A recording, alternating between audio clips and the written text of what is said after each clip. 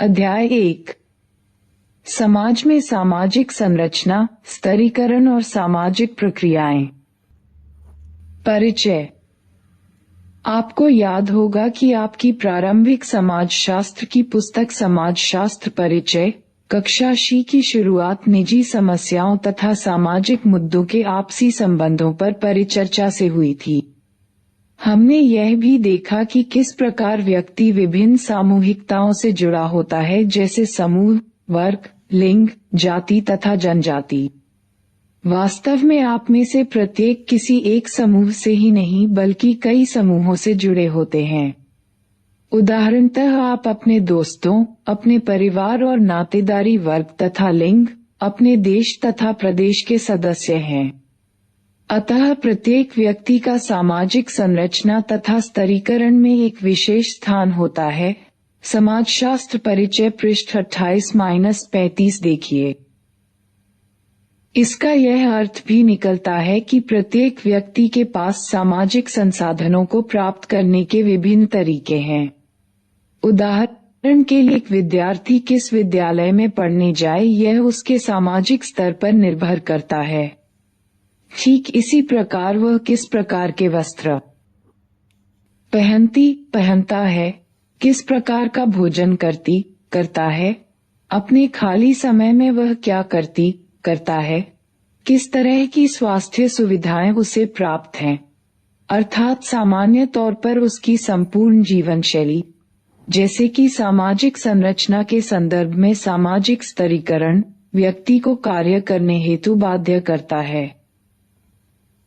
समाजशास्त्रीय परिप्रेक्ष्य का एक मुख्य उद्देश्य व्यक्ति तथा समाज के द्वंद्वात्मक संबंधों को समझना है।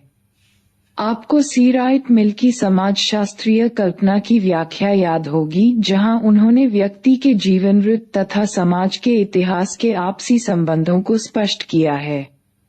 इस पाठ में समाज और व्यक्ति के द्वंद्वात्मक संबंध को समझने के लिए यह आवश्यक है कि तीन मुख्य संकल्पनाओं, अवधारणाओं यथा सामाजिक संरचना, सामाजिक स्तरीकरण तथा सामाजिक प्रक्रियाओं पर चर्चा की जाए।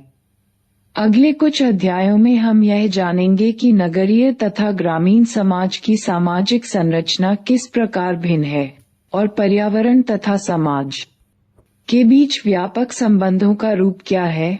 आखिरी के दो अध्यायों में हम पाश्चात्य सामाजिक विचारकों तथा भारतीय समाजशास्त्रियों तथा उनके विचारों को समझेंगे, जो हमें आगे सामाजिक संरचना, सामाजिक स्तरीकरण तथा सामाजिक प्रक्रियाओं को समझने में मदद करेंगे।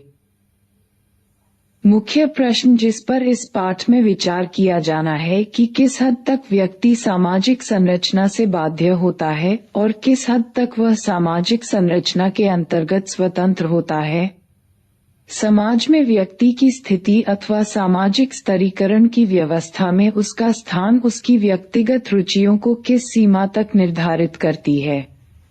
क्या सामाजिक संरचना तथा सामाजिक स्तरीकरण व्यक्ति की कार्यप्रणाली को प्रभावित करते हैं?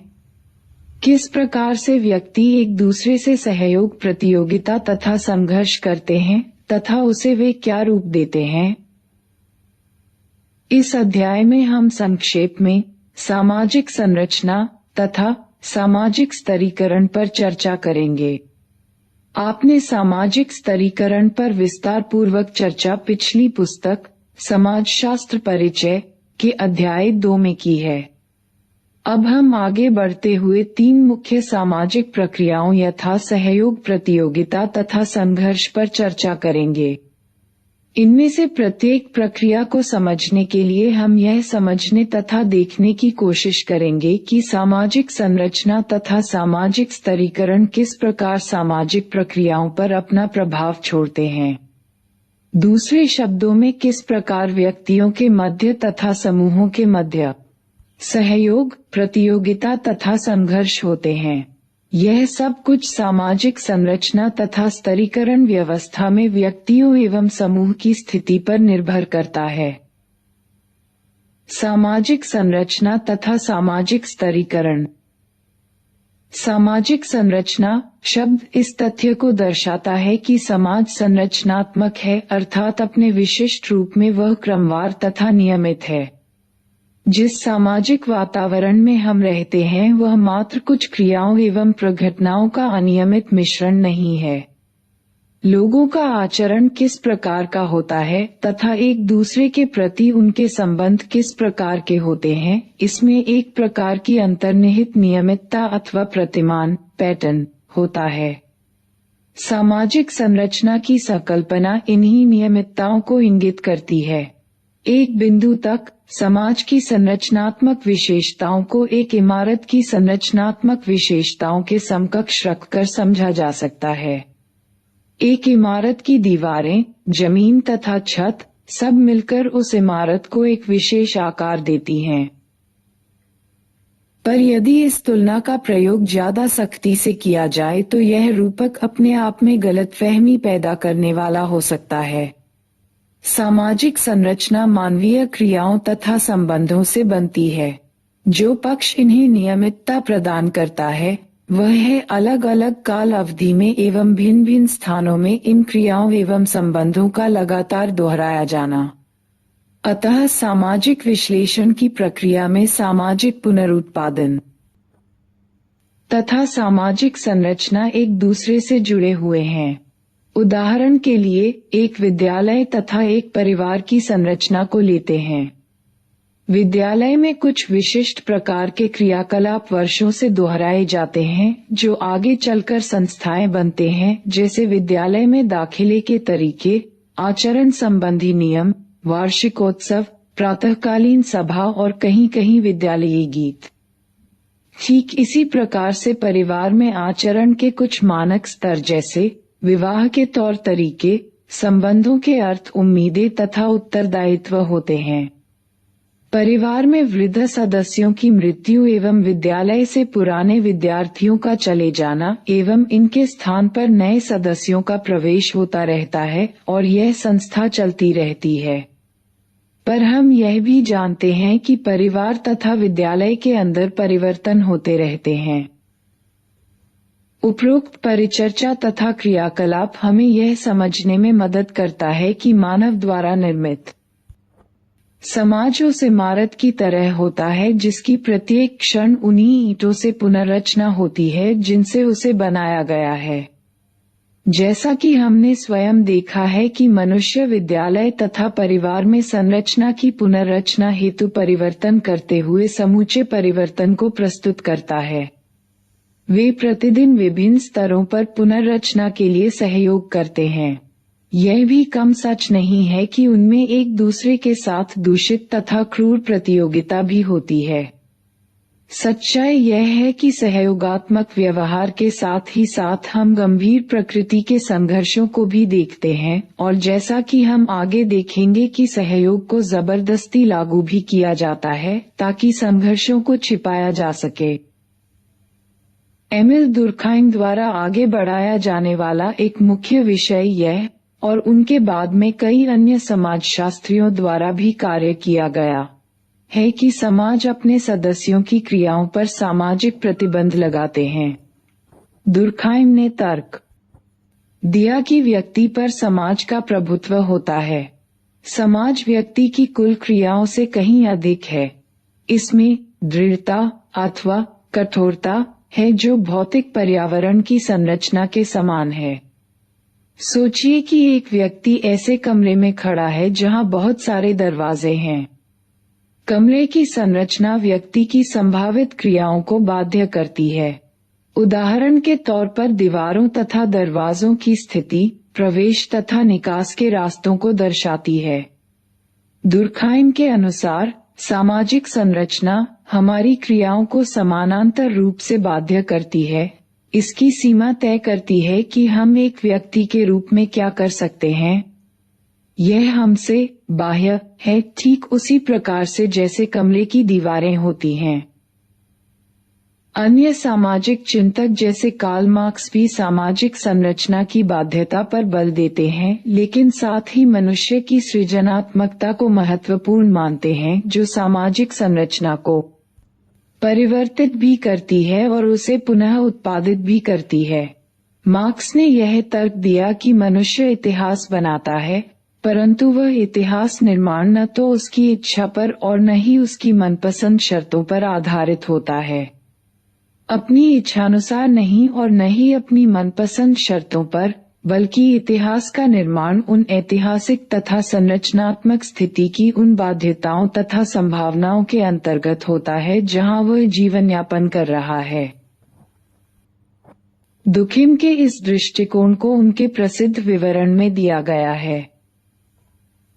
जब मैं अपने कर्तव्यों का निर्वहन एक भाई, एक पति अथवा देश के नागरिक के रूप में करता हूँ तथा दिए गए अपने वचन को पूर्ण करता हूँ, मैं अपने दायित्वों को पूरा करता हूँ जिन्हें कानून तथा प्रथा में परिभाषित किया गया है तथा जो मुझसे तथा मेरी क्रियाओं से परे या बाह्य है। ठीक इसी प्रकार भक्त जन्म से ही पूर्व स्वीकृत अपने धार्मिक जीवन की मान्यताओं तथा क्रियाओं को पहचान लेता है। अगर उनका अस्तित्व उसके जन्म से पूर्व था, तो इसका अर्थ है कि उनका अस्तित्व उसके बाहर है। मैं अपने विचारों को प्रेषित करने के लिए जिन चिन्हों का प्रयोग करता हूँ, मैं अपने कर्जा को चुकाने के लिए जिस मुद्रा का प्रयोग करता हूँ, मैं अपने व्यापारिक संबंधों के लिए जिन क्रेडिट उपकरणों का प्रयोग करता हूँ, मैं अपने पेशे में जिन कर्मों का अनुनयन करता हूँ इत्यादि, इनका मेरे द्वारा उपयोग किए जाने पर भी ये स्वतंत्र रूप से कार्य करते हैं। समाज के प्रत्येक व्यक्ति को ध्यान में रखते हुए इस प्रकार की टिप्पणी इनमें से प्रत्येक के लिए की जा सकती है। अब हम इस स्तर पर सामाजिक स्तरीकरण की उस संकल्पना की पुनरावृत्ति करना चाहेंगे जो प्रारंभिक पुस्तक के अध्याय 2 का भाग है। सामाजिक स्तरीकरण से अभिप्राय समाज में समूहों के बीच संरचनात्मक असमानताओं के अस्तित्व, भौतिक अथवा प्रतीकात्मक पुरस्कारों की पहुंच से है। हालांकि प्रत्येक समाज में किसी न किसी रूप में सामाजिक स्तरीकरण विद्यमान है, परंतु आधुनिक समाज धन तथा शक्ति की असमानताओं के कारण पहचाने जाते हैं।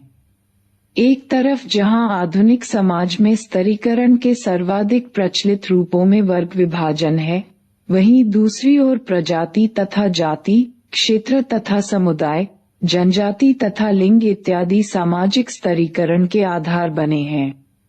आपको याद होगा कि सामाजिक संरचना में सामाजिक व्यवहार के निश्चित प्रतिमान, पैटर्न निहित होते हैं। सामाजिक स्तरीकरण एक विस्तृत सामाजिक संरचना के भाग के रूप में असमानता के निश्चित प्रतिमान द्वारा पहचाना जाता है। असमानता कोई ऐसा अवयव नहीं है जो समाज में विभिन्न व्यक्तियों के बीच आकस्मिक रूप से वितरित हो। यह तो व्यवस्थित रूप से विभिन्न प्रकार के सामाजिक समूहों की सदस्यता से जुड़ी हुई है। एक समूह के सदस्यों की विशेषताएं समान होती हैं, और यदि वे उच्च स्थिति में हैं तो उनका प्रयत्न होगा कि उनकी विशेषाधिकृत स्थिति उनके बच्चों को मिल जाए। स्तरीकरण की संकल्पना तब उस विचार को संदर्भित करती है जहां समाज का विभाजन एक निश्चित प्रतिमान के रूप में समूहों में होता है, तथा यह संरचना पीढ़ी दर पीढ़ी चलती रहती है। जयराम 1987, 22:1। असमान रूप से बांटे गए लाभों के अंतर को समझना भी आवश्यक है। लाभ के 3 बुनियादी प्रकार हैं जिसका विशेषाधिकार प्राप्त समूहों द्वारा उपभोग किया जाता है। जीवन अवसर वे सभी भौतिक लाभ जो प्राप्तकर्ता के जीवन की गुणवत्ता को सुधारते हैं, उनमें केवल संपत्ति तथा आय जैसे आर्थिक लाभों को ही शामिल नहीं किया जाता, बल्कि अन्य सुविधाओं जैसे स्वास्थ्य, रोजगार, सुरक्षा तथा मनोरंजन को भी शामिल किया जाता है। सामाजिक परिस्थिति, मान सम्मान तथा समाज के अन्य व्यक्तियों की नजरों में उच्च स्थान। राजनीतिक प्रभाव एक समूह द्वारा दूसरे समूह अथवा समूहों पर प्रभुत्व जमाना अथवा निर्णय निर्धारण में प्रमाणाधिक्य प्रभाव अथवा निर्णयों से अत्यधिक लाभ उठाना।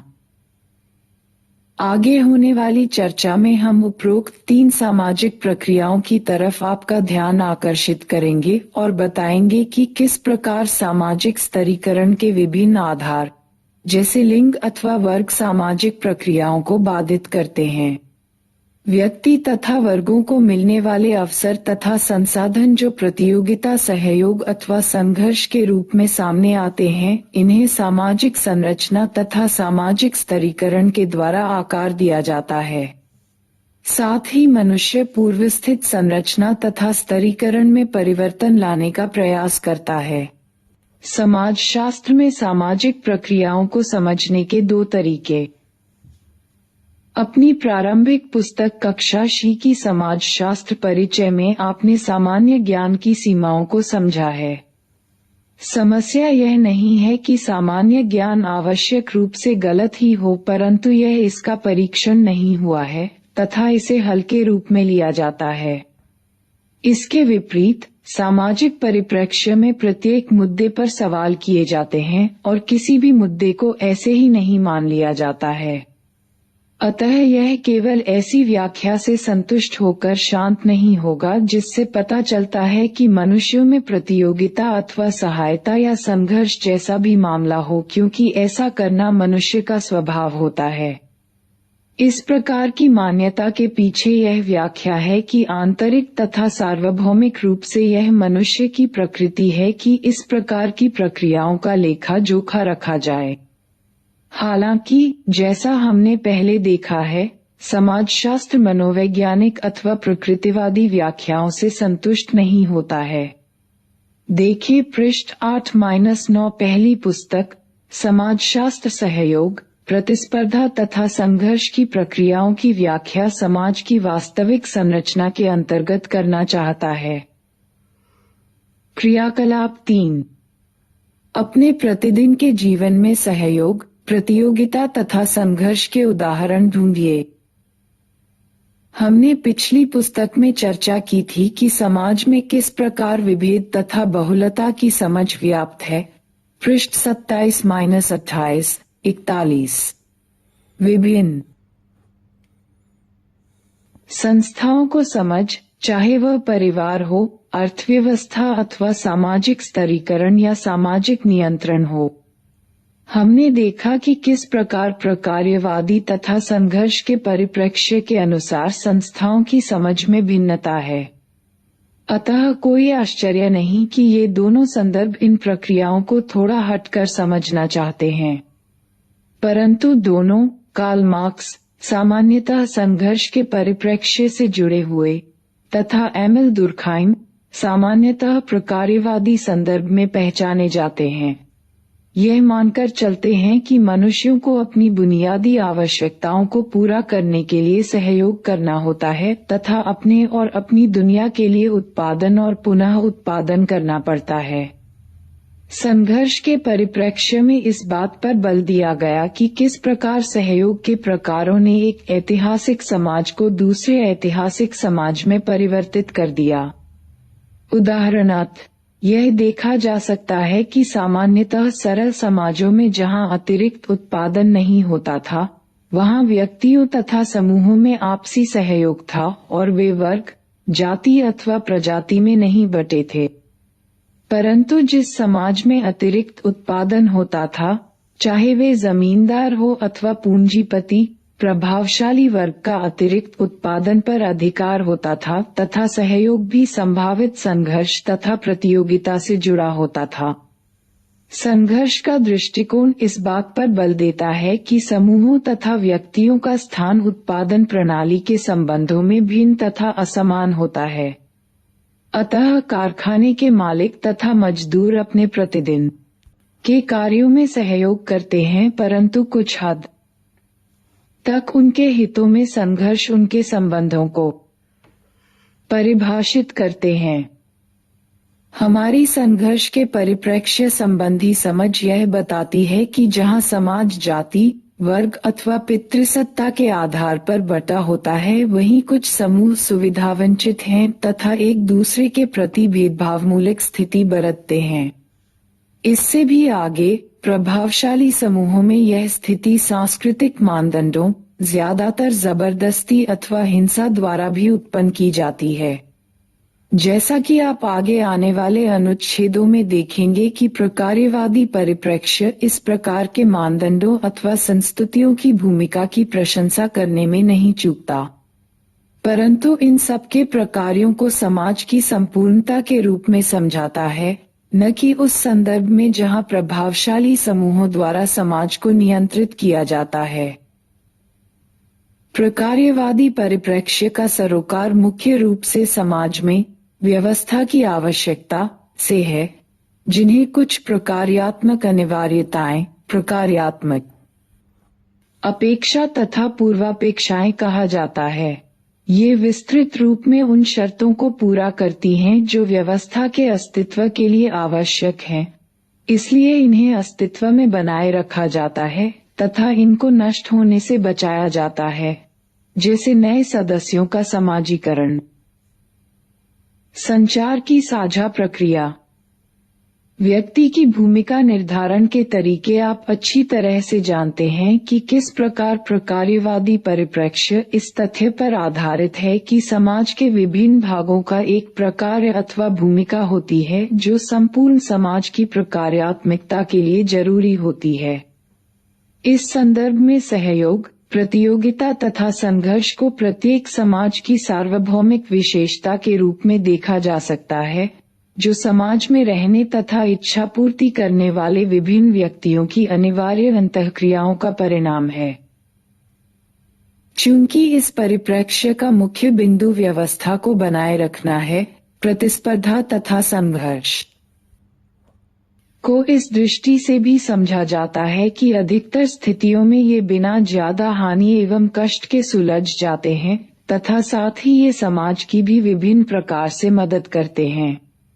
समाजशास्त्रीय अध्ययनों ने यह भी दिखाया है कि किस प्रकार मानदंडों तथा समाजीकरण के प्रतिरूप अधिकतर इस बात का ध्यान रखते हैं कि एक विशेष सामाजिक प्रणाली सतत बनी रहे, चाहे वह एक विशेष समूह के हितों की विरोधी ही क्यों न हो। दूसरे शब्दों में, सहयोग, प्रतिस्पर्धा एवं संघर्ष के आपसी संबंध अधिकतर जटिल होते हैं तथा ये आसानी से अलग नहीं किए जा सकते। यह समझने के लिए कि सहयोग और संघर्ष किस प्रकार अनुलग्नित हैं तथा बाध्य एवं स्वैच्छिक सहयोग में क्या अंतर है, आइए अपने जन्म, नेटल के परिवार में संपत्ति पर स्त्री का अधिकार जैसे विवादास्पद मुद्दे पर नजर डालें। समाज के विभिन्न हिस्सों में यह जानने के लिए कि जन्म की संपत्ति के संबंध में उनका क्या दृष्टिकोण है, एक अध्ययन किया गया। पृष्ठ 47-52-53 समाजशास्त्र। परिचय देखिए। स्त्रियों की एक अच्छी खासी संख्या ने 41.7% संपत्ति के अपने अधिकार पर बोलते हुए अपनी बेटी के प्रेम तथा बेटी के लिए अपने प्रेम के विषय को उठाया, परंतु इस विषय पर भावात्मक न होकर आशंका पर बल देते हुए कहा कि वे संपूर्ण अथवा अंशतः किसी भी प्रकार का अपनी जन्म की संपत्ति पर दावा नहीं करेगी, क्योंकि वे डरती थीं कि ऐसा करने से भाइयों के साथ उनके संबंधों में कड़वाहट आ जाएगी या भाभियां उनसे घृणा करने लगेंगी और परिणामस्वरूप अपने पिता के घर उनका आना जाना बंद हो जाएगा। यह दृष्टिकोण एक प्रभावशाली रूपक को दिखाता है जहां एक और स्त्री संपत्ति से इनकार करती है, तो दूसरी ओर एक स्त्री संपत्ति पर अपना हक जमाने वाली, कंजूस तथा चालाक समझी जाती है। संवेदनाओं में एक करीबी संपर्क होता है तथा प्रतिवर्ती रूप में अपने जन्म के परिवार का एक भाग बने रहने तथा उसकी उन्नति में सहायक होने और मुसीबत की घड़ी में काम आने की इच्छा बनी थी। बाबुल मोरा नहर छूटो ही जाए, पिता का घर मेरे लिए छूट गया है, जन्म के ग्रह के परित्याग का भय बाबुल की दुआएं लेती जा, तुझको सुखी संसार मिले मैके की कभी न याद आए ससुराल में इतना प्यार मिले। बासु 20,01,128। क्रियाकलाप 2 आपको समझने में मदद करेगा कि सहयोगात्मक व्यवहार को समाज के गहरे संघर्षों की उपज के रूप में भी देखा जा सकता है। परंतु जब इन संघर्षों की खुलकर अभिव्यक्ति नहीं होती अथवा इन्हें खुली चुनौती नहीं दी जाती तो यह छवि बनती है कि कहीं कोई संघर्ष नहीं है, केवल सहयोग ही विद्यमान है। उपरोक्त परिस्थितियों को समझाने के लिए प्रकार्यवादी व्यवस्थापन शब्द का प्रयोग करते हैं, जहां महिला अपने पितृ परिवार में संपत्ति के अपने अधिकार पर किसी प्रकार का दावा करना पसंद नहीं करेगी।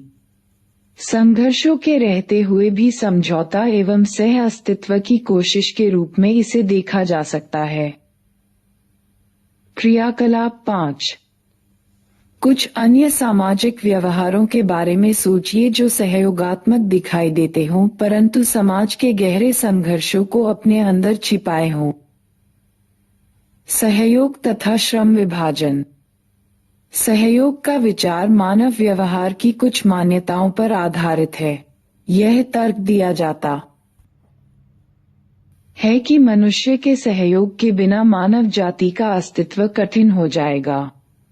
आगे यह तर्क दिया जाता है कि यहाँ तक कि जानवरों की दुनिया में भी हम सहयोग के प्रमाण देख सकते हैं, चाहे वे चींटियां हों, मधुमक्खियां हों अथवा स्तनपायी पशु, परंतु पशुओं की दुनिया से तुलना सावधानीपूर्वक की जानी चाहिए।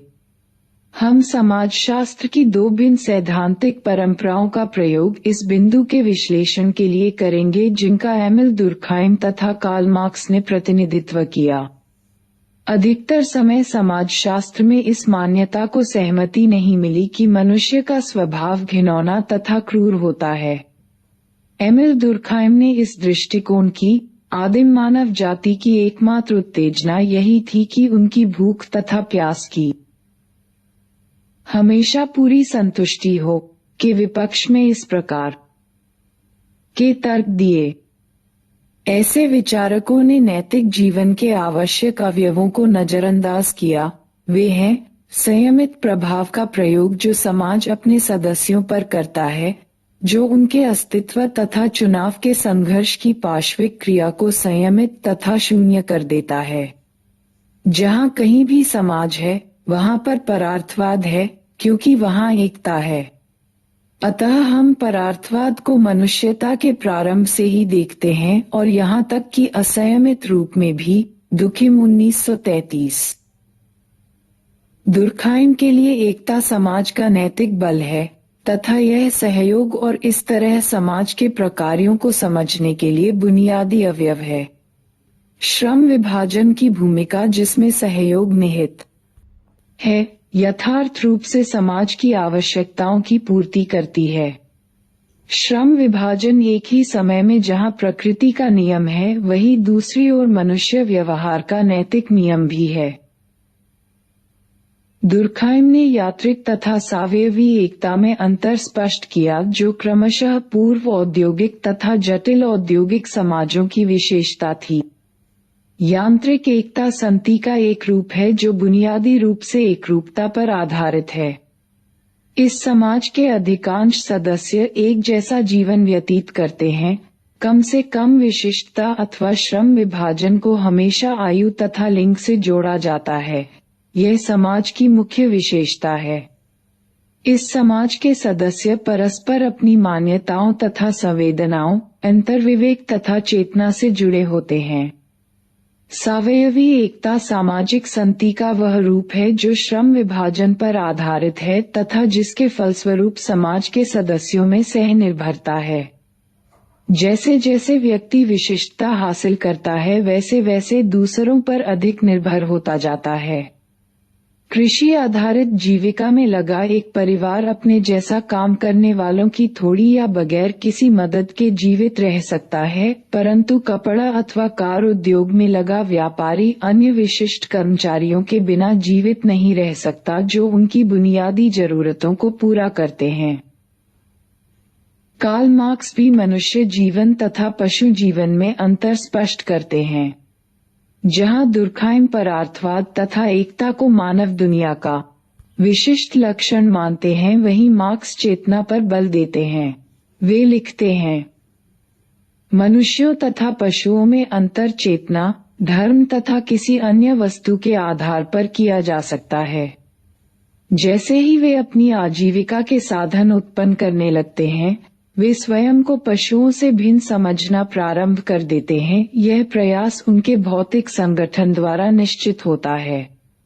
आजीविका के साधनों के उत्पादन से मनुष्य परोक्ष रूप से अपने भौतिक जीवन को प्रजनित करता है। मार्क्स 1972-37।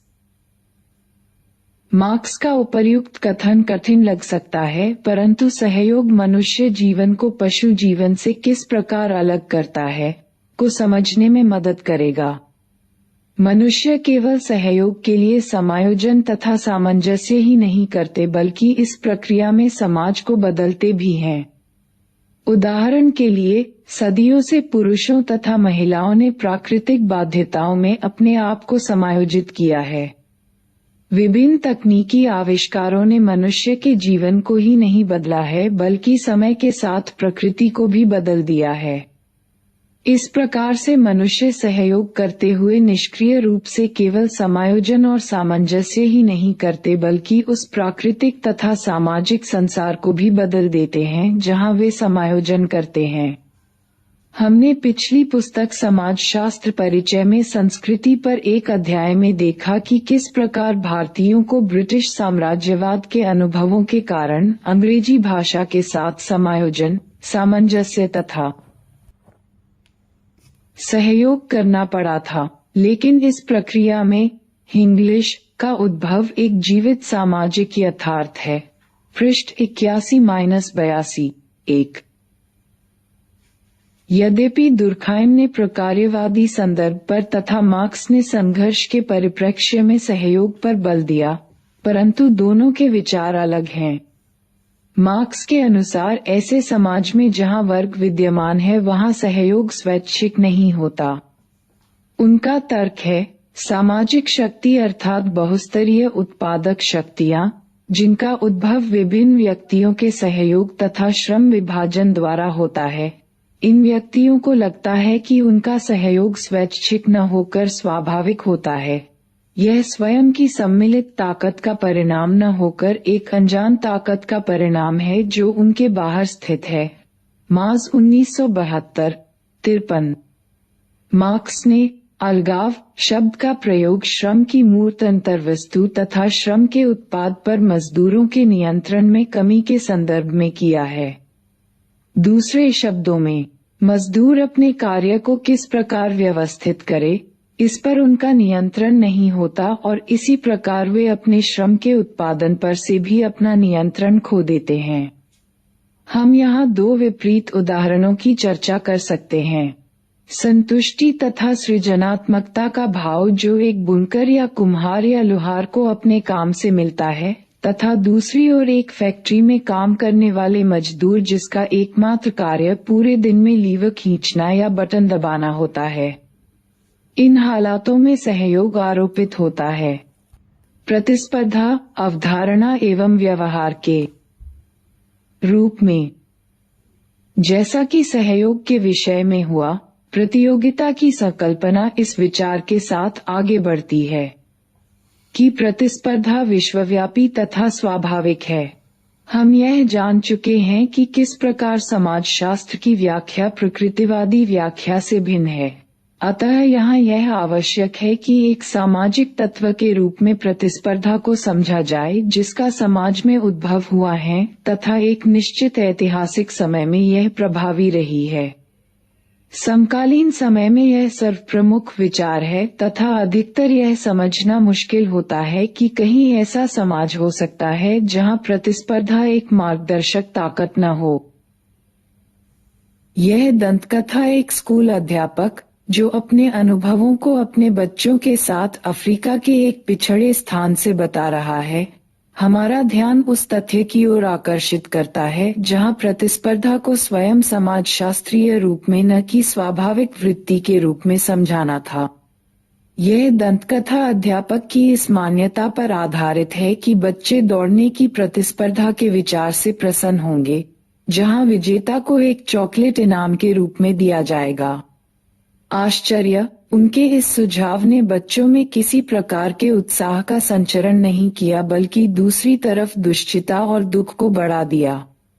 जांच पड़ताल करने पर आगे बताया कि उनकी ऐसे खेलों में अरुचि है जहां विजेता तथा पराजित होंगे। यह उनके आनंद करने के विचार के विरुद्ध है। उनके लिए आनंद का विचार आवश्यक तौर पर सहयोग तथा सामूहिक अनुभव है, न कि प्रतिस्पर्धा जहां पुरस्कार कुछ लोगों को वंचित करता है तथा एक अथवा कुछ को पुरस्कृत करता है। समकालीन विश्व में प्रतिस्पर्धा एक प्रमुख मानदंड तथा परिपाटी है। शास्त्रीय समाज वैज्ञानिकों जैसे एमिल दुर्खिम तथा कार्ल मार्क्स ने आधुनिक समाजों में व्यक्तिवाद तथा प्रतिस्पर्धा के विकास को एक साथ आधुनिक समाजों में देखा है। आधुनिक पूंजीवादी समाज जिस प्रकार कार्य करते हैं वहां दोनों का एक साथ विकास सहज है। यहाँ अत्यधिक कार्यकुशलता तथा लाभ के कमाने पर बल दिया जाता है। पूंजीवाद की मौलिक मान्यताएं हैं: क व्यापार का विस्तार, ख श्रम विभाजन, ग विशेषीकरण और घ बढ़ती उत्पादकता। स्वधारणीय समृद्धि की ये प्रक्रियाएं पूंजीवाद के केंद्रीय विचार से बढ़ावा प्राप्त करती हैं। बाजार क्षेत्र में विद्यमान मुक्त प्रतिस्पर्धा में तार्किक व्यक्ति अपने लाभों को अधिक बढ़ाने की कोशिश में लगा रहता है। प्रतिस्पर्धा की विचारधारा पूंजीवाद की सशक्त विचारधारा है। इस विचारधारा का तर्क है कि बाजार इस प्रकार से कार्य करता है कि अधिकतम कार्यकुशलता सुनिश्चित हो सके। उदाहरण के लिए, प्रतिस्पर्धा यह सुनिश्चित करती है कि सर्वाधिक कार्यकुशल फर्म बची रहे। प्रतिस्पर्धा यह सुनिश्चित करती है कि अधिकतम अंक पाने वाला छात्र अथवा बेहतरीन छात्र को प्रसिद्ध कॉलेजों में दाखिला मिल सके और फिर बेहतरीन रोजगार प्राप्त हो सके। इन सभी स्थितियों में बेहतरीन होना सबसे बड़ा भौतिक पुरस्कार सुनिश्चित करता है। क्रियाकलाप 6। 27% आरक्षण अन्य पिछड़े वर्गों को देने एवं सवर्ण जातियों में आर्थिक रूप से कमजोर वर्गों के लिए 10% आरक्षण के सरकार के निर्णय पर भारत में जोरदार वाद विवाद हुए। अखबारों, पत्रिकाओं तथा टीवी पर इस विषय के पक्ष तथा विपक्ष में दिए गए विभिन्न तर्कों को एकत्रित कीजिए। विद्यालयों में ड्रॉप आउट की दर विशेषकर प्राइमरी विद्यालयों में पर जानकारी हासिल कीजिए। पिछली पुस्तक की पृष्ठ संख्या 65-67 देखिए। अधिकतर निम्न जाति के विद्यार्थी स्कूल से ड्रॉप आउट होते हैं तथा शिक्षा के उच्च संस्थानों में अधिकतर उच्च जातियों का वर्चस्व है। इस संदर्भ में सहयोग, प्रतिस्पर्धा तथा संघर्ष की संकल्पना पर परिचर्चा करें। ऐसे विचार कि मनुष्य स्वाभाविक रूप से प्रतिस्पर्धा करना चाहता है को अन्य प्रकृतिवादी व्याख्याओं की भांति आलोचनात्मक दृष्टि से समझा जाना चाहिए। प्रारंभिक पुस्तक का पृष्ठ 9 देखिए। प्रतिस्पर्धा पूंजीवाद के जन्म के साथ ही प्रबल इच्छा के रूप में फली फूली। अगले पृष्ठ पर बॉक्स में दिए गए गद्यांश को पढ़िए तथा परिचर्चा कीजिए। J.S. मिल जैसे उदारवादियों ने यह महसूस किया कि प्रतिस्पर्धा के प्रभाव अधिकतर नुकसानदायक होते हैं। यद्यपि उन्होंने महसूस किया कि आधुनिक प्रतिस्पर्धा का विवेचन प्रत्येक की लड़ाई प्रत्येक के खिलाफ, लेकिन साथ ही यह सबके लिए लड़ाई है। यह इस अर्थ में कि आर्थिक प्रतिस्पर्धा निम्नतम लागत पर अधिकतम उत्पाद है। इससे भी आगे व्यक्तिवाद का समाज में तीव्र विस्तार एवं विभिन्न प्रकार के हित जो पूरे समूह के सदस्यों को एक साथ जोड़े रहते हैं, यह विचार तभी जीवित रहता है जब व्यक्ति पर प्रतिस्पर्धामूलक संघर्ष को आवश्यकताओं को थोप दिया जाता है। प्रतिस्पर्धा तथा पूंजीवाद के तहत 19वीं शताब्दी की संपूर्ण मुक्त व्यापार अर्थव्यवस्था आर्थिक विकास को आगे बढ़ाने में आवश्यक हो सकती है। अमेरिकी अर्थव्यवस्था के अत्यंत तीव्र गति से विकास को वहां प्रतिस्पर्धा की अधिकतम उपस्थिति के गुण के रूप में देखा जा सकता है। परंतु फिर भी हम प्रतिस्पर्धा के दायरे या प्रतियोगी भावना की तीव्रता को विभिन्न समाजों में आर्थिक विकास की दर के साथ सकारात्मक सह संबंध का रूप देने में कठिनाई महसूस करते हैं। वहीं दूसरी तरफ यह माने जाने के भी कारण हैं कि प्रतिस्पर्धा के कुछ बुरे प्रभाव भी हैं। बोटोमो 1975 174-5। क्रियाकलाप 7। इस विषय पर वाद विवाद का आयोजन कीजिए। प्रतिस्पर्धा समाज के लिए सकारात्मक तथा आवश्यक है। प्रतिस्पर्धा का विभिन्न विद्यार्थियों पर क्या प्रभाव पड़ता है, इस विषय पर अपने स्कूल के अनुभवों के आधार पर निबंध लिखिए। यह विचारधारा मानकर चलती है कि व्यक्ति बराबरी के स्तर पर प्रतिस्पर्धा करता है, अर्थात प्रत्येक व्यक्ति के लिए परिस्थिति, शिक्षा, रोजगार अथवा प्रतिस्पर्धा हेतु समान संसाधन रहते हैं। परंतु जैसा कि स्तरीकरण अथवा असमानता पर की गई पूर्व चर्चा दिखाती है, व्यक्ति को समाज में भिन्न प्रकार से अवस्थित किया गया है। यदि भारत में बच्चों की अधिकतम संख्या विद्यालय में नहीं जाती अथवा वे आज या कल पढ़ाई छोड़ देते हैं, तो ऐसी स्थिति में वे हमेशा के लिए प्रतिस्पर्धा से बाहर हो जाते हैं। क्रियाकलाप 8। विभिन्न अवसरों को पहचानिए जब हमारे समाज में एक व्यक्ति को प्रतिस्पर्धा करनी पड़ती है। आप स्कूल में प्रवेश से प्रारंभ करते हुए आगे जीवन में आने वाले विभिन्न अवस्थाओं को ले सकते हैं। संघर्ष तथा सहयोग। संघर्ष शब्द का अर्थ है हितों में टकराहट। हमने पहले ही देखा है कि किस प्रकार से संबद्ध सिद्धांतवादी विश्वास करते हैं कि संसाधनों की कमी समाज में संघर्ष उत्पन्न करती है, क्योंकि उन संसाधनों को पाने तथा उस पर कब्जा करने के लिए प्रत्येक समूह संघर्ष करता है। संघर्ष के आधार भिन्न भिन्न होते हैं। ये वर्ग अथवा जाति, जनजाति अथवा लिंग, नृजातीयता अथवा धार्मिक समुदायों में हो सकते हैं। एक नौजवान छात्र के नाते आप समाज में विद्यमान संघर्षों की विविधता से परिचित हैं। विभिन्न संघर्षों के पैमाने तथा प्रकृति यद्यपि भिन्न होती है। क्रियाकलाप 9। सोचिए, आज विश्व में वे कौन से विभिन्न प्रकार के संघर्ष हैं जो विद्यमान हैं। व्यापारिक स्तर पर विभिन्न राष्ट्रों तथा राष्ट्रों के समूह के बीच संघर्ष हैं। एक ही राष्ट्र के अंदर कई प्रकार के संघर्ष विद्यमान हैं। इन सब की एक सूची बनाएं और चर्चा कीजिए कि किस रूप में वे समान तथा किस रूप में वे भिन्न हैं। अधिकतर सामान्य ज्ञान की सोच के अनुसार समाज में संघर्षों की स्थिति नई है। समाजशास्त्रियों ने इस तथ्य की ओर ध्यान आकर्षित किया है कि सामाजिक विकास की विभिन्न अवस्थाओं में संघर्ष की प्रकृति तथा रूप सदैव परिवर्तित होते रहे हैं। परंतु संघर्ष किसी भी समाज का एक महत्वपूर्ण हिस्सा सदैव से रहा है। सामाजिक परिवर्तन तथा लोकतांत्रिक अधिकारों पर सुविधावचित तथा भेदभाव का सामना कर रहे समूहों द्वारा हक जताना संघर्षों को और उभारता है।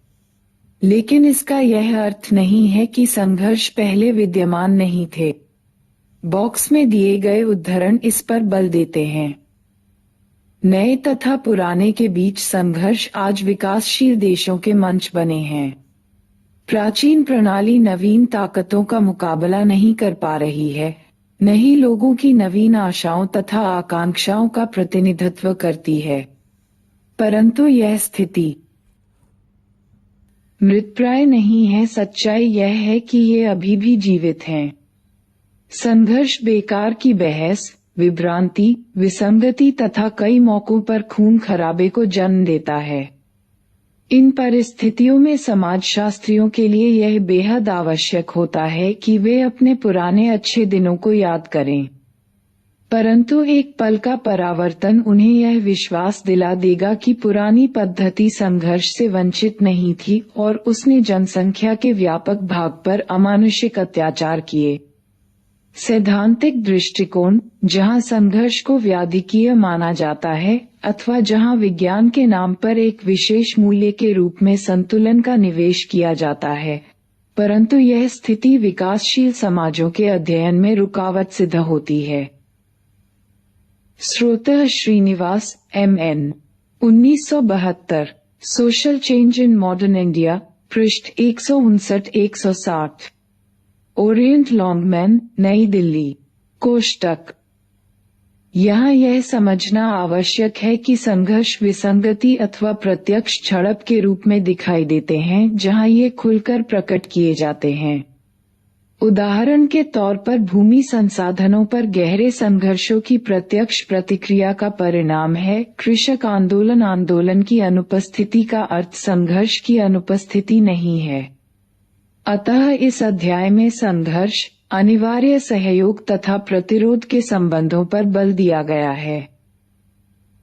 आइए कुछ संघर्षों पर जो समाज में विद्यमान हैं तथा प्रतिस्पर्धा, सहयोग और संघर्ष के आपसी सहसंबंधों पर भी विचार करें। हम यहाँ केवल 2 उदाहरणों को लेंगे। प्रथम परिवार तथा घर है और दूसरा भूमि आधारित संघर्ष। पारंपरिक तौर पर परिवार तथा घर सामंजस्यपूर्ण इकाई के रूप में देखे जाते रहे हैं, जहां सहयोग प्रमुख प्रक्रिया थी तथा परार्थवाद मनुष्य के आचरण के प्रेरणात्मक सिद्धांत थे। पिछले 3 दशकों से महिलावादी विश्लेषकों द्वारा इस मान्यता पर प्रश्न उठाए जा रहे हैं। अमर्त्य सेन जैसे विद्वानों ने भी बलात् सहयोग की संभावना को माना है। सिर्फ विभिन्न दलों को ही सहयोग से फायदा नहीं है, उनके व्यक्तिगत क्रियाकलापों को भी प्रत्यक्ष सहयोग के रूप में लेना होगा। छोटे मोटे संघर्षों के विद्यमान होने पर भी यद्यपि सामाजिक तकनीकी के चुनाव में हितों का संजीदा संघर्ष हो सकता है, पारिवारिक संगठनों की प्रकृति के लिए यह आवश्यक है कि इन संघर्षों को आपसी सहयोग द्वारा निपटाया जाए। साथ ही संघर्ष को विचलित व्यवहार के रूप में देखा जाए। चूंकि संघर्षों को प्रत्यक्ष रूप से संप्रेषित नहीं किया जाता, अतः यह देखा गया है कि मध्यवर्ग तथा अधीनस्थ वर्ग, चाहे घर में महिलाएं हों या कृषक समाज में किसान, संघर्षों में समायोजन तथा सहयोग पाने के लिए व्यक्ति एवं समूह विभिन्न प्रकार की रणनीति बनाते हैं। अनेक समाजशास्त्रीय अध्ययन अप्रत्यक्ष संघर्ष तथा प्रत्यक्ष सहयोग को दिखाते हैं जो सामान्य हैं। नीचे दिया गया उद्धरण घर में महिलाओं के व्यवहार तथा अंतःक्रिया पर किए गए कई अध्ययनों से लिया गया है। भौतिक दबाव तथा प्रेरणा का सहयोग तथा उससे बढ़कर वितरण तथा वितरण प्रक्रिया में प्रत्यक्ष संघर्ष के बहुत कम साक्ष्य हैं। इसके बदले निर्णय लेने, आवश्यकताएं तथा प्राथमिकताएं, आयु, लिंग तथा जीवन चक्र सोपानिक हैं। ऐसे सोपान जिसका स्त्री तथा पुरुष दोनों समर्थन करते हैं। अतः स्त्रियां अनेक विशेषताओं को सतत रूप से अर्जित करती हुई दिखाई देती हैं। घरेलू वस्तुओं के वितरण में विभेदीकृत कार्य, अपने आने वाले समय में सुरक्षा के लिए अन्य घरेलू संबंधों तथा संसाधनों तक पहुंच न मिलने के कारण यह उनके भौतिक हित में होता है कि वे बेटे को मान्यता दें, जो इस संस्कार की महत्वपूर्ण विशेषता है, तथा अपने अनियमित भविष्य के बीमा के लिए अपने बेटों को सहयोगी रूप में जीतने के लिए उनके लिए स्वार्थरहित समर्पण ही उनका निवेश होता है। मातृ परहितवादिता उत्तरी भारत के मैदानों में बेटों को लेकर पूर्वाग्रहित है तथा इसे स्त्री के पितृसत्तात्मक जोखिम के प्रत्युत्तर के रूप में देखा जा सकता है। स्त्री पूरी तरह से शक्तिहीन नहीं है, परंतु पुरुष के निर्णय लेने की ताकत के समक्ष वह अप्रत्यक्ष ही रहती है। विश्वसनीय दोस्तों का उपयोग, रिश्तेदार या पड़ोसी अपनी तरफ से छोटे मोटे व्यापार करने में पैसों का छुपकर लेन देन, पर्दा तथा मातृत्व जैसी लैंगिक विचारधारा पर बातचीत करना वे रणनीतियां हैं जिनके आधार पर स्त्रियों ने पुरुष की शक्ति का प्रतिरोध किया है। अब्दुल्ला तथा जीडेनस्टीन 1982, व्हाइट 1992। उनके प्रतिरोध का यह गोपनीय रूप घर के बाहर सहयोग के विकल्पों की कमी तथा खुले संघर्ष से जुड़े सहवर्ती जोखिमों को दिखाता है। समाजशास्त्रीय प्रश्नात्मक परंपरा को ध्यान में रखते हुए मान लिए जाने वाले तथ्यों पर इस अध्याय में परीक्षण किए गए तथा इस पाठ में सहयोग, प्रतिस्पर्धा तथा संघर्ष की प्रक्रियाओं की आलोचनात्मक रूप से जांच की गई। समाजशास्त्रीय दृष्टिकोण से ये प्रक्रियाएं स्वाभाविक नहीं मानी जाती। यह उन्हें आगे अन्य सामाजिक विकास से जोड़ता है।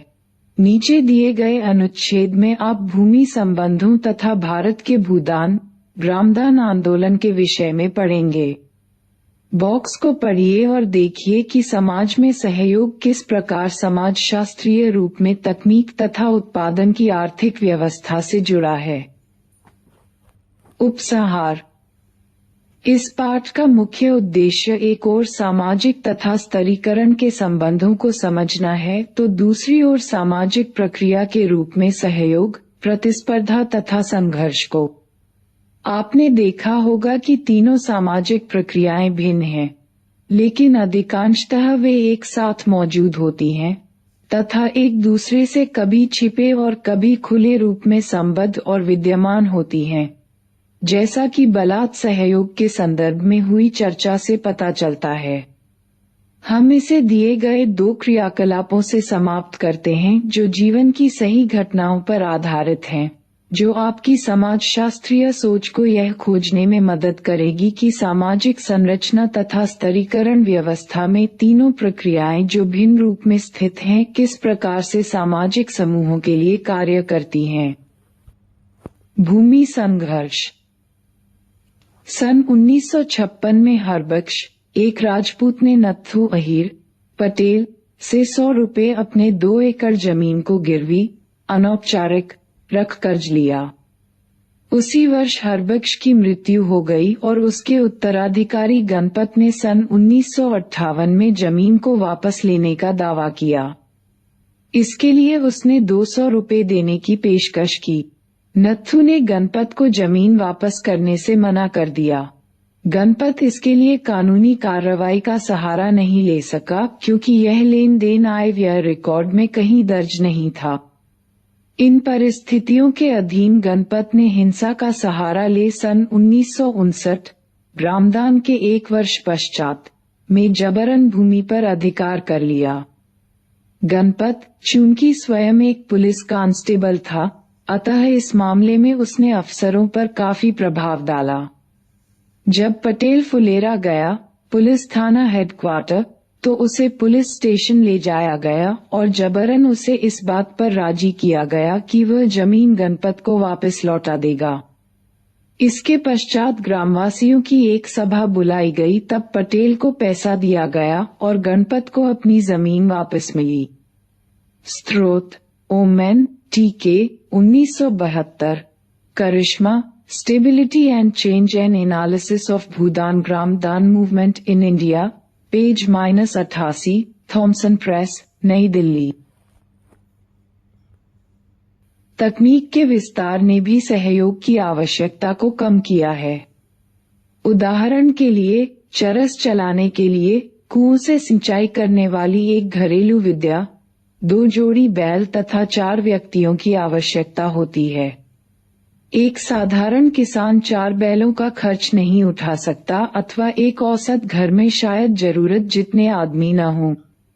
ऐसी स्थिति में वे बैल तथा आदमी दूसरे घरों, रिश्तेदार, पड़ोसी, दोस्त आदि से मंगवाते हैं, वैसी ही सेवाओं को देने के बदले में।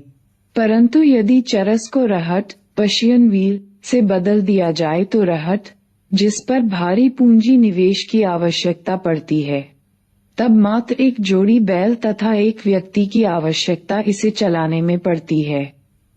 सिंचाई के संदर्भ में सहयोग की आवश्यकता को भारी पूंजी निवेश तथा सक्षम तकनीक के कारण कम कर दिया।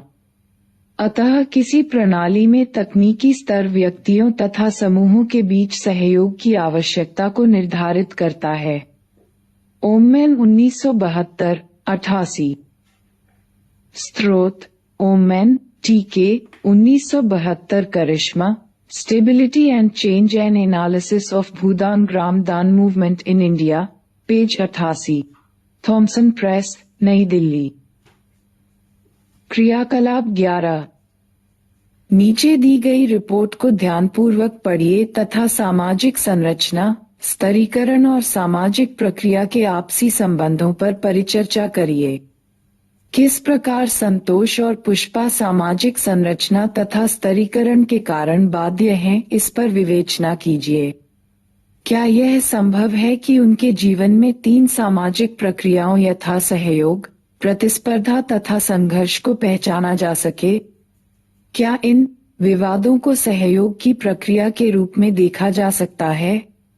क्या इन विवादों को ऐसी क्रिया के रूप में देखा जा सकता है जिसे व्यक्ति समझ बूझकर अपनाता है ताकि वह प्रतियोगी रोजगार बाजार में जीवित रह सके, क्योंकि विवाहित जोड़ों को यहाँ प्रमुखता दी जाती है? क्या यहाँ संघर्ष के कोई लक्षण दिखते हैं? आउटलुक 8 मई 2006। मिलिए माता पिता से किशोर विवाह, प्रवासी मजदूर तथा गन्ना कारखानों में संवैधानिक संकट, एक दुष्चक्र, कुछ बदलाव के साथ यह वही पुरानी कहानी है। संतोष शिंदे, 14, भूमिहीन मजदूर के बेटे, ने 8,000 रुपए पढ़ाई के लिए ऋण लिए। अब साहूकार चाहता है कि ऋण की आपूर्ति की जाए, अतः शिंदे, जिसके पास पैसे के नाम पर कुछ भी नहीं है, एक गन्ने की फैक्ट्री के ठेकेदार से कुछ अग्रिम राशि आय के रूप में लेता है। समस्या यह है कि वे पति पत्नी तथा उनका एक लड़का है, अतः शिंदे परिवार जल्दबाजी में संतोष के लिए एक दुल्हन ढूंढते हैं, जिसकी उम्र भी 14 वर्ष है। उसका नाम पुष्पा है, जो महाराष्ट्र के एक गांव की रहने वाली है। वह उनके साथ कर्नाटक के ओसामाबाद जिले में जाती है। वे रास्ते में एक साधारण से विवाह के लिए मंदिर में रुकते हैं। इसके लिए एक नाम भी है, गेटकीन। शायद इस शब्द का उद्भव कैंप में रहने वाले प्रवासी मजदूरों से हुआ है, जो फैक्ट्री के बाहर गन्नों की कटाई के मौसम में रहा करते थे। ठेकेदार अकेले लड़कों के बजाय विवाहित दंपति को काम देना पसंद करते हैं, क्योंकि वे लड़कों के मुकाबले फैक्ट्री में ज्यादा महीनों तक रुककर काम करते हैं। पश्चिमी महाराष्ट्र के गन्ने की फैक्ट्रियां, जहां एक समय में भारत के 1/3 चीनी का उत्पादन होता था, आपदा की स्थिति में प्रवासी मजदूरों के लिए रोजगार के अवसर खत्म हो गए। अनुमानतः फैक्ट्रियों ने 1,900 करोड़ रुपए से अधिक का नुकसान उठाया है और इस वर्ष 177 चीनी मिलों में से 120 मिलों को मजबूरन केंद्र की 1,650 करोड़ रुपए वित्तीय पैकेज की सहायता लेनी पड़ी। लेकिन 6 महीने की लंबी अवधि में खेतों में गन्नों की कटाई करने वाले प्रवासी मजदूरों की स्थिति और भी बदतर हो गई। उनके रोजगार पाने के अवसर और कम हो गए और वेतन बद से बदतर। संतोष, एक नौजवान जिसकी उम्र 16 वर्ष की हो गई है, ने अभी 10वीं कक्षा की पढ़ाई खत्म की है और उसकी पत्नी पुष्पा ने 12वीं कक्षा की परीक्षा दी है। पुष्पा, जो पढ़ने में अच्छी छात्रा है, अपनी पढ़ाई तथा अपने 1.5 वर्ष के बच्चे की देखभाल दोनों कार्यों के बीच संतुलन बनाकर उन्हें करती हैं। इसके अलावा घर परिवार तथा खेतों में काम भी होता है। जैसा कि वे स्वयं कहती हैं, मेरी शादी इतनी जल्दी हुई कि कभी कभी मैं सोचती हूँ मेरी शादी कब हुई, यह सब कब हुआ। पूछने पर कि क्या उनके स्वास्थ्य में कुछ कमी आई है, इस नौजवान माँ का कहना है, मेरी कोशिश रहती है कि मैं उन चीजों के बारे में न सोचूं जिनके ऊपर मेरा कोई बस नहीं है। इसकी अपेक्षा मैं उन चीजों पर ध्यान देती हैं जो अब मैं कर सकती हैं। उनके ससुराल वालों का कहना है कि वे आगे की पढ़ाई तभी कर सकती हैं जब उन्हें कोई छात्रवृत्ति मिले, नहीं तो ये नौजवान दंपत्ति मुंबई के किसी निर्माण क्षेत्र में काम करने चले जाएंगे। क्रियाकलाप 12। नीचे दी गई रिपोर्ट को ध्यानपूर्वक पढ़िए। विक्रम और नितिन तथा क्रियाकलाप 11 के संतोष तथा पुष्पा में जिस प्रकार की प्रतिस्पर्धा है, उनकी असमानताओं को दर्शाए। जिस प्रकार 8% दर से भारतीय अर्थव्यवस्था पुराने सभी रिकॉर्ड तोड़ती हुई तीव्र गति से आगे बढ़ रही है, दिन प्रतिदिन व्यापार के क्षेत्र में हजारों नौकरियां रोज जन्म लेती हैं, जिसका असर लोगों के बदलते हुए काम के प्रति दृष्टिकोण तथा कार्य प्रणाली में देखा जा सकता है। ये नया कामकाजी वर्ग तुरंत अपने किए गए कार्यों के लिए इनाम चाहता है। उन्नति जल्दी से जल्दी मिलनी चाहिए और पैसा, अच्छी तनख्वाह, अतिरिक्त भत्ता तथा ऊंची वृद्धि मुख्य उत्तेजक के रूप में कार्य करते हैं। विक्रम सामंत, 27 वर्ष, जिन्होंने अभी अभी बीपीओ में कार्यभार संभाला है, अपनी पिछली नौकरी को छोड़ देने का मुख्य कारण बेहतरीन तनख्वाह को मानते हैं। पैसा जरूरी है, परंतु मेरे नए मालिकों को यह अच्छी तरह से पता है कि मैं हर उस 1 रुपए के काबिल हूँ जो मुझे वे देते हैं, ऐसा उनका मानना है। इन नए कर्मोन्मत्त को जो चीज आगे बढ़ाती है वह है कॉर्पोरेट जगत की सीढ़ी पर छलांगे मारते हुए आगे बढ़ना, न कि एक एक सीढ़ी पर तोलते हुए अपने कदमों को आगे बढ़ाना। जी हाँ, मैं अगला पद जल्दी से जल्दी पाना चाहता हूँ, न कि अपने बुढ़ापे तक उसका इंतजार करना।